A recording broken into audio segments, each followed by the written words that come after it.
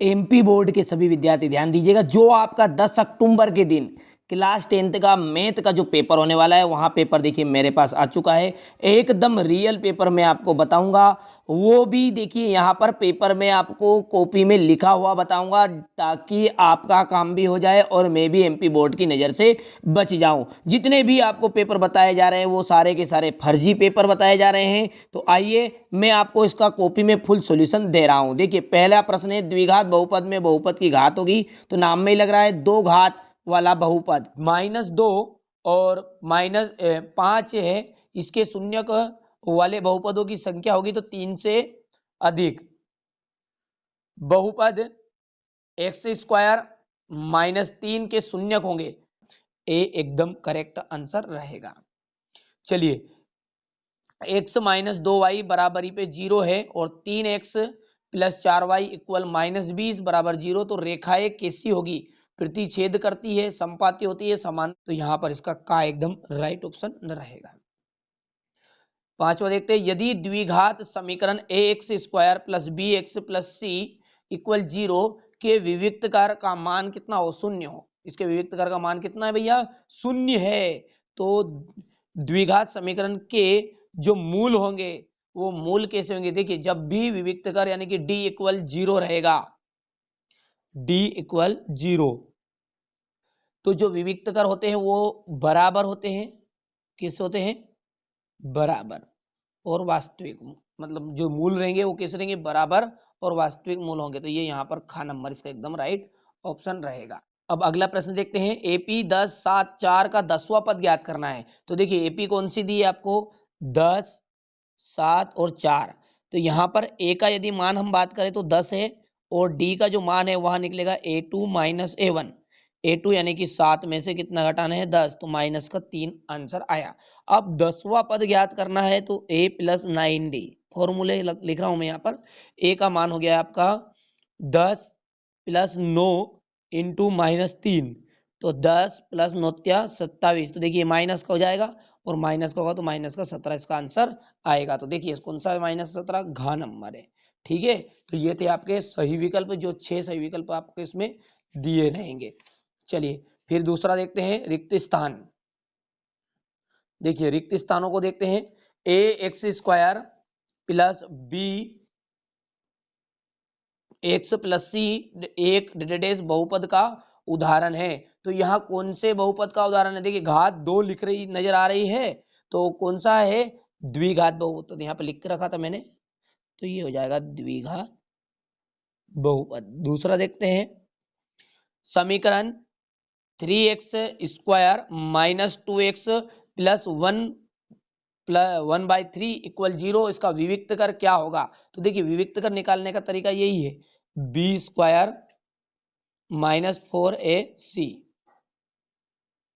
तो b का मान कितना है यहाँ पर? देखिए 2 - 2 की घात 2 -4 × a कितना है? 3 × c यानी कि 1/3। 3 से 3 कैंसिल, 2 दूने 4 और -4, आंसर कितना है? 0। तो ये विविक्तकर कितना आ जाएगा भैया? 0 इसका विविक्तकर आ जाएगा। तो यहाँ पर दूसरे में हम लिख देंगे 0।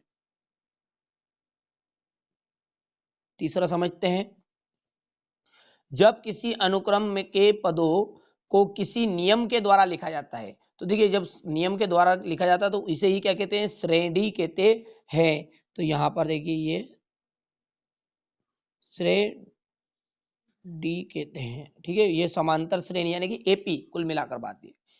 चलिए सभी वर्ग कैसे होते हैं? तो सभी वर्ग होते हैं समरूप।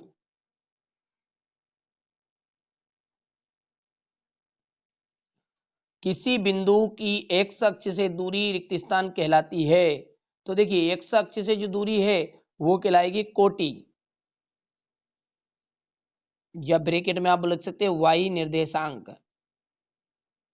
दोनों में से एक नाम आपको लिखना है। ठीक है, ये वो निर्देशांक है। ठीक है, चलिए अगला देखते हैं, तीन संरेखी बिंदुओं से बने त्रिभुज का जो क्षेत्रफल है। तो जब 3 त्रिभुज रहेंगे और उससे बना हुआ क्षेत्रफल रहेगा उस त्रिभुज का, तो वो हमेशा 0 होता है। चलिए ये रिक्त स्थान है आपके, स्क्रीनशॉट आप बढ़िया से ले लीजिएगा इसका। चलिए सही जोड़ी देखते हैं आगे। धन पूर्णांक, देखिए ये सारे के सारे आपके एग्जाम पेपर में 100% आने वाले हैं, आप निश्चिंत रहे। अच्छे से 2 सेट आपको यहाँ पर उपलब्ध कराए जा रहे हैं। देखिए जो हमारे पास सेट उपलब्ध है, 2 सेट उपलब्ध है, इन दोनों सेटों को आपको अच्छे से कराया जाएगा फुल सॉल्यूशन के साथ। अच्छे से आप इन दोनों सेटों को कर लीजिए, 100% गारंटी रहेगी कि आपका 1 नंबर का भी रॉन्ग इसमें से नहीं जाने वाला है। ठीक है, धन पूर्णांक देखते हैं। धन पूर्णांक, देखिए धन पूर्णांक का मतलब होता है प्राकृत संख्याएं, क्योंकि पूर्णांक किसे कहा जाता है? देखिए पूर्णांक क्या होता है वास्तव में बताइए। तो यदि हमने 1 से लिस्ट शुरू करी गिनती की, तो यह है प्राकृत, 0 पूर्ण, और यदि इसमें माइनस वाली संख्या है ऐड है, तो क्या बन जाएगा? पूरा मिलाकर ये पूरी लिस्ट बनी, जो क्या बनेगी? पूर्णांक। तो इसमें से धन पूर्णांक कौन है?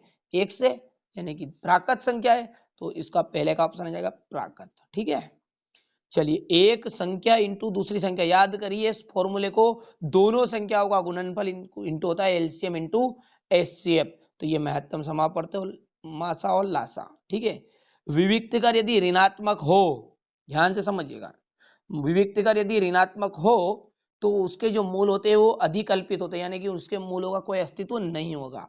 यदि मूल विविक्त का धनात्मक होता है तो मूल बराबर धनात्मक होता है तो वास्तविक मूल होते हैं। कैसे मूल होंगे? वास्तविक। ऋणात्मक है तो काल्पनिक होंगे, काल्पनिक को कहेंगे हम अधिकल्पित। और यदि मूल विविक्त कर बराबर है यानी कि शून्य है, तो शून्य है तो मूल हो जाएंगे बराबर। चलिए तो यहाँ पर इसका तीसरे का आ जाएगा ये मूल अधिकल्पित। AC square equal AB square plus BC square, ये किसका फॉर्मूला है? तो ये है पाइथागोरस का। रेखाएं यदि प्रतिच्छेदी हो, तो जब रेखाएं प्रतिच्छेदी होती है तो उसका होता है एक आदित्य हल, और समांतर हो तो उसका कोई भी हल नहीं होता है। ठीक है, तो ये था आपका क्वेश्चन नंबर 3, सही जोड़ी। अब अगला देखते हैं, आपका जो आएगा सत्य और असत्य, ये भी 6 नंबर का आपसे पूछा गया है। देखिए ध्यान से समझिएगा। ठीक है, तो सत्य और सत्य क्या है? प्रत्येक पूर्णांक एक प्राकृत संख्या होती है। प्रत्येक पूर्णांक, ध्यान से समझिए, पूर्णांक की लिस्ट याद करिए, ये अभी सिखाई थी। तो इसमें पूरी की पूरी क्या प्राकृत संख्या है? तो प्राकृत 1 से शुरू है, तो आप खुद देख के बता सकते हैं ये तो कोई प्राकृत नहीं है, तो इसलिए ये बात क्या हो जाएगी? असत्य हो जाएगी। करनी 2, करनी x है और प्लस 2 एक बहुपद है। देखिए कभी भी जो बहुपद रहेगा यानी 100 वाला मान रहेगा, उस पे अंडर रूट नहीं रहेगा, क्योंकि x का मतलब क्या है? करने का मतलब होगा 1/2, और कभी भी जो बहुपद होता है उसकी घात बटे में नहीं होगी। ठीक है, यानी उसकी घात एक पूर्ण संख्या होती है, तो ये भी क्या हो जाएगी? आपकी असत्य हो जाएगी। समीकरण x प्लस 2y इक्वल 5, यदि x का मान 1 है तो y का मान कितना होगा? 2 होगा क्या? तो यहाँ पर मान रख लीजिए। देखिए x का मान जैसे आपने यहाँ पर 1 रखा, उधर गया, घट गया, 4 बचा, 4 के बटे में 2 गया, 2 उत्तर आया, तो बिल्कुल एकदम राइट करेक्ट ऑप्शन। समांतर श्रेणी का 10 है, 5 है, उसका अगला पद शून्य होगा, यानी कि देखिए 10 में से 5 गए जब जाके 5 आया है, और 5 में से फिर 5 जाएगा तो 0 आएगा, तो ये भी क्या एकदम राइट ऑप्शन है। अगला देखते हैं, समकोण त्रिभुज में कर्ण सबसे बड़ी भुजा होती है। तो देखिए कोई भी जो समकोण त्रिभुज होता है उसमें ये होता है आधार, ये होगा लंब, और सबसे जो तिरछी भुजा होती है ये, इसी को कर्ण कहते हैं, और ये सबसे बड़ी भुजा भी होती है, क्योंकि फॉर्मूले में हम इसको स्क्वायर लिखते हैं तो अकेला रहता है, किनके बराबर? इन दोनों के बराबर। चलिए तो ये बात भी क्या हो गई आपकी? एकदम राइट हो गई। किसी बिंदु y अक्ष से दूरी उस बिंदु का y निर्देशांक कहलाएगी। यदि y अक्ष से दूरी नापी तो वह x निर्देशांक कहलाती है। यदि x अक्ष से होता तो फिर वो y निर्देशांक कहलाती। तो यहाँ पर तो y अक्ष का है, तो ये बात हो जाएगी आपकी असत्य। ठीक है, चलिए इसके बाद अपना क्वेश्चन नंबर जो 5 है, उसमें आपसे एक वाक्य में उत्तर पूछे गए हैं, उनको भी अच्छे से देख लेते हैं। देखिए 6 प्रश्न आपको दिए गए इसके भी। ठीक है भैया, तो 3 और 12 का यदि आप महत्तम समापवर्त निकालेंगे एलसीएम, तो एलसीएम जब निकालेंगे तो उसका एलसीएम क्या होगा? तो उसका एलसीएम होगा 12। ठीक है, तो यहाँ पर मैं पहले का उत्तर भी लिख देता हूँ, 12 इसका आंसर हो गया। दूसरे को देखते हैं, रेखिक बहुपद की घात कितनी होती है? तो रेखिक बहुपद की जो घात होती है वहां होती है 1। कितनी होगी? 1, क्योंकि एक घात वाले बहुपदों को रेखिक बहुपद कहा जाता है। समांतर श्रेणी के का व्यापक रूप बताना है, तो व्यापक रूप जब आप एपी का व्यापक रूप पूछ रहा है ये, तो व्यापक रूप लिखेंगे तो वहां बनेगा ए पहला पद, दूसरा पद का फॉर्मूला है या तो धन जोड़ के या ऋण जोड़ के डी, यानी 1D, ए प्लस माइनस 2D, कोमा ए प्लस माइनस 3D, इसी तरह डेस प्रोसेस चलती रहती है। ठीक है, तो ये हो गया इसका व्यापक रूप, यानी ये पहला पद है, ये दूसरा पद, ये तीसरा पद, ये चौथा पद। ठीक है, तो आइए अब देखते हैं आगे के। x1 y1 एवं x2 और y2 के मध्य दूरी क्या होगी? तो यहाँ पर मध्य दूरी का फॉर्मूला है, किसका फॉर्मूला है? मध्य दूरी का। तो देखिए मध्य दूरी का जो फॉर्मूला होता है वो ये होता है x2 माइनस x1 की power 2 plus y2 minus y1 की पावर 2, ये है मध्य दूरी का फॉर्मूला। ठीक है, चलिए अगला देखते हैं। दो चरों में x और y वाले रेखिक समीकरण का मानक रूप लिखना है। तो रेखिक समीकरण है, ध्यान दीजिएगा, रेखिक समीकरण। तो मानक रूप यदि हम बात करें तो उसका बनेगा ax plus by plus C equal 0, यानी कि इसको आप उदाहरण के द्वारा समझे तो यहाँ पर लिखा रहता है 2x plus 3y plus 7 equal 0, ये इसका रेखिक समीकरण का व्यापक रूप है। ठीक है, तो ये लिखना है आपको ax प्लस by प्लस सी। ठीक है, चलिए आगे देखते हैं। 5, 10, 15 का अगला पद क्या होगा? तो देख के ही लग रहा है 5, 10, 15 है, तो अगला हो जाएगा 20। चलिए, तो एक वाक्य में उत्तर के आप स्क्रीनशॉट ले लीजिए। इसके बाद जो क्वेश्चन नंबर 6 है उससे 2 नंबर के क्वेश्चन आंसर शुरू हो गए हैं।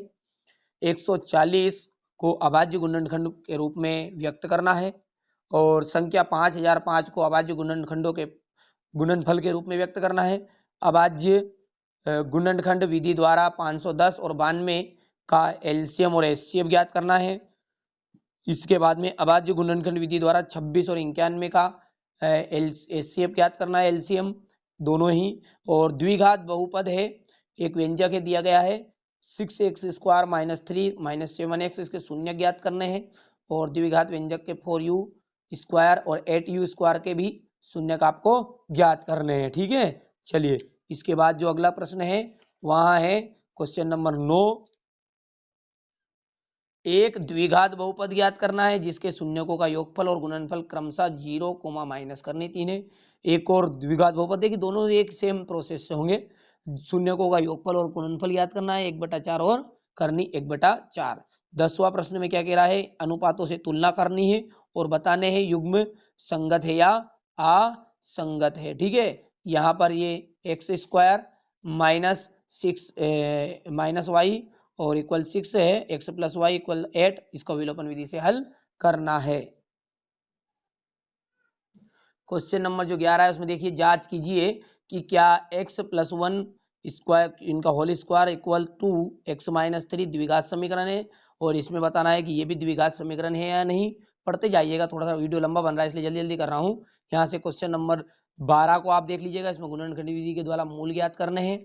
इसमें एक एपी के प्रथम 4 पद आपको बताने हैं, इसी तरह इसमें सार्वंतर और प्रथम पद ज्ञात करना है 14 क्वेश्चन में। ठीक है, क्वेश्चन नंबर जो 15 है सारे पेपर का आपको मैं दे रहा हूँ, बढ़िया से आप कवर कर लीजिएगा। 2 सेट आपको उपलब्ध कराए जा रहे हैं, दोनों में से मिलाकर या फिर दोनों में से एक आपका रियल पेपर 100% आने वाला है, चाहे आप परीक्षा में एग्जाम हॉल में मिलान कर लीजिएगा। ठीक है, थेल्सपिर में कथन, पाइथागोरस का कथन, यहाँ से क्वेश्चन नंबर 16 है, क्वेश्चन नंबर 17 और यहाँ से क्वेश्चन नंबर 18 मिलान कर लीजिएगा। ठीक है भैया, और इसके बाद में क्वेश्चन नंबर